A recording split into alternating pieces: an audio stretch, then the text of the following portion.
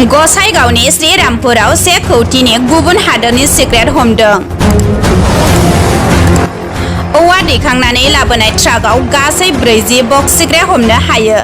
सिमुलतापुर पुलिसा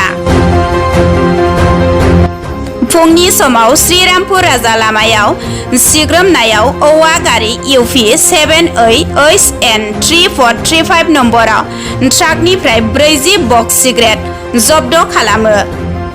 आयेन बेरेखायै फालांगि खालामनाय अभिषेक कुमार आरो सतु कुमार किशकमोनखौ खायो।